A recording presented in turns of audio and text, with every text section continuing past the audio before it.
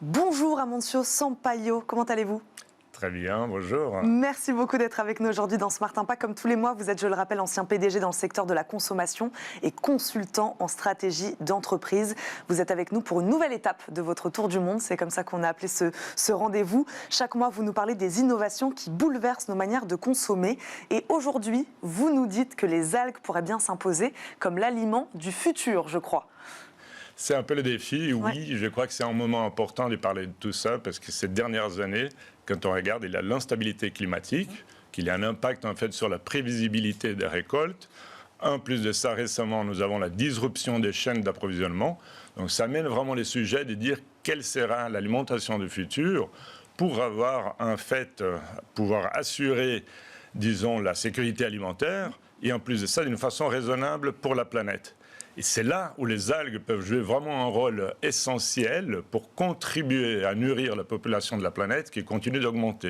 Et quelles sont ses propriétés, alors ses vertus à ces fameuses algues? C'est vrai qu'il y a plusieurs alternatives aujourd'hui qui sont évaluées pour la nourriture du futur, mais les algues, elles ont vraiment beaucoup d'atouts. Déjà, pour commencer, en fait, elles sont très riches en protéines, vitamines, d'autres nutriments, comme par exemple l'oméga 3 et des minéraux. En plus, elles peuvent pousser un peu partout. En fait, à l'intérieur, à l'extérieur, dans l'eau salée, dans l'eau douce. Donc, elle n'est pas en concurrence avec les terrains agricoles qui sont déjà surutilisés. Et en plus de ça, elle a un impact carbone qui est beaucoup moins élevé, en fait, que n'importe quelle culture agricole. Et c'est pour ça que nous commençons à voir de plus en plus d'innovations pour utiliser des microalgues comme un ingrédient pour l'industrie alimentaire. Et bien justement, Amancio, est-ce que vous avez des exemples concrets d'utilisation d'algues par ces entreprises du secteur de l'agroalimentaire? Oui, je crois que je peux mentionner un exemple américain d'une entreprise qui est en train de produire de la viande végétale. C'est aussi déjà un secteur en soi émergent et prometteur pour le futur.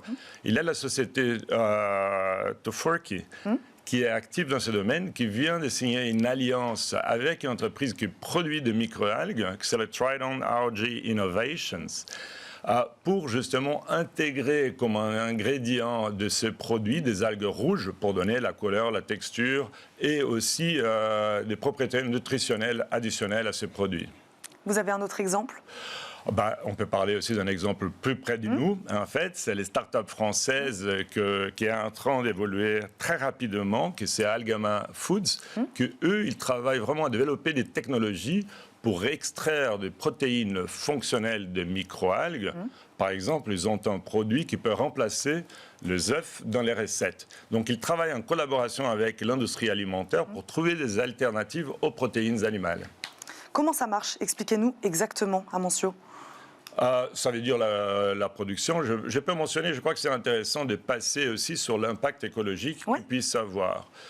Là, j'utilise un autre exemple d'une entreprise américaine, Iwi, qui est installée dans l'État du Nouveau-Mexique, que eux, ils vont utiliser des ressources naturelles qui, d'autre part, seraient totalement gaspillées. Ça veut dire les déserts, l'eau salée, le soleil et les CO2. Donc, ils travaillent avec des étangs à ciel ouvert au lieu d'utiliser des bioréacteurs. Et toute la production, ils ont choisi une variante qui est composée 40% de protéines et qui n'a pas une odeur caractéristique, ni un goût caractéristique, donc qui peut être utilisée vraiment dans une large échelle et palette des utilisations dans l'industrie alimentaire. Comment vous avez trouvé cet exemple-là, très précis? Voilà, en fait, c'était parmi des discussions avec des entrepreneurs dans les secteurs de l'impact qu'on commence à pouvoir identifier des idées de comment, en fait, faire la disruption pour les futurs. Et là, j'ai trouvé vraiment très, très intéressant la notion d'utilisation des ressources. Oui. En fait, qu'on va utiliser des ressources qui ne sont pas en compétition avec d'autres, qui sont abondants et qui peuvent vraiment contribuer à une production stable, en fait, d'alternatives qui collaborent justement pour la nutrition, mais aussi avec un impact moindre sur l'environnement. Quel défi reste-t-il à surmonter tout de même encore aujourd'hui dans la culture de ces algues? Voilà, je crois que les microalgues, elles ont vraiment un futur prometteur, mais il y a encore des défis à surmonter pour qu'il y ait vraiment une présence à large échelle.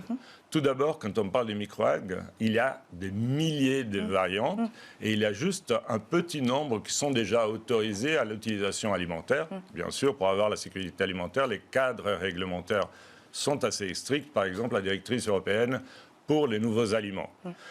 Ensuite aussi, pour chaque nouvelle recette, il faut être sûr que les caractéristiques initiales de ce microalgue ou de cet ingrédient vont être tenues jusqu'au moment où ils sont prêts à la consommation, parce que le produit va passer pour des étapes de transformation avec des différentes températures. Ensuite, il y a la question de l'apprentissage pour arriver à la production à large échelle, parce qu'il faut arriver à produire de la quantité, mais encore avec la quantité, avec la sécurité alimentaire et en plus de ça, de la productivité pour être compétitive avec les protéines animales.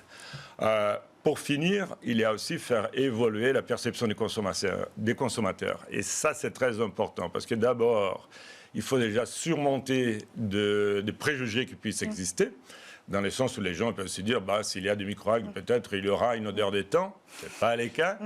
Et en plus de ça aussi, de comprendre le bienfait d'intégrer des microalgues pour une meilleure diète et encore qui est positive pour la planète.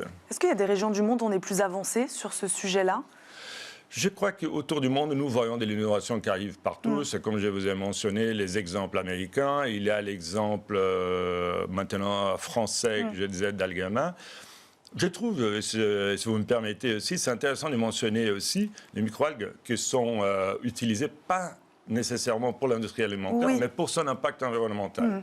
Et là, je peux mentionner une start-up britannique qui vient en fait de changer et arriver à une nouvelle étape de production avec une ferme d'environ 30 hectares dans les déserts du Sahara au Maroc. Et là, son business, c'est la capture de carbone. C'est qu'ils font. Les microalgues font ça aussi. Elles sont capables de capter le carbone. Voilà. C'est-à-dire, cette utilisation, c'est intéressant. Et je vais expliquer comment ça fonctionne. Parce que dans ces cas aussi, il s'agit d'utiliser des ressources qui ne sont pas exploitées autrement. Les déserts, l'eau de la mer, les soleils, les CO2, la même conclusion que j'avais dit tout à l'heure aux US. Mais dans ces cas-là, ils ont choisi une variante et un processus qui, selon leur analyse, peut capturer à surface identique jusqu'à 30 fois plus que la forêt tropicale. Donc c'est là où on voit déjà le potentiel. Et comment ça marche? C'est-à-dire, une fois que la biomasse de microalgues est collectée, séchée, ils vont l'infuir dans les desserts. Là, c'est déjà aussi un des grands défis qu'ils vont avoir, c'est d'être sûr que le carbone qui est capturé dans cette biomasse, il est resté stable et capturé pendant longtemps. Leur modèle de négoce, c'est de vendre les crédits des carbones et économiquement, ils sont plus avantageux que toutes les autres technologies existantes de capture de carbone aérien. Et en plus de ça, ils peuvent faire les scaling up, c'est-à-dire ils peuvent transposer ces modèles partout dans le monde avec des conditions similaires. Et là, on compte sur cet écosystème de start-up, donc, qui sont là justement pour aller chercher ces vertus, les extraire et en profiter. Voilà, c'est ça où les mondes des startups, de venture capital, mais aussi, c'est là où c'est très important aussi d'avoir la collaboration publique-privée avec l'évolution des cadres réglementaires pour considérer d'une façon sûre que la sécurité alimentaire soit préservée, mais l'évolution de la nourriture avec un moindre impact, parce que justement, nous parlons d'une continuité de la croissance de la population planétaire. Donc, on doit trouver de nouvelles solutions qui ont un impact positif. Et les microalgues pourraient en être une. Merci beaucoup, Amancio Sampaio, d'être venu nous voir dans Smart Impact aujourd'hui. Je rappelle, vous êtes consultant en stratégie d'entreprise. Merci beaucoup d'avoir été avec nous. Merci à vous de nous avoir suivis. Tout de suite, c'est l'heure du débat.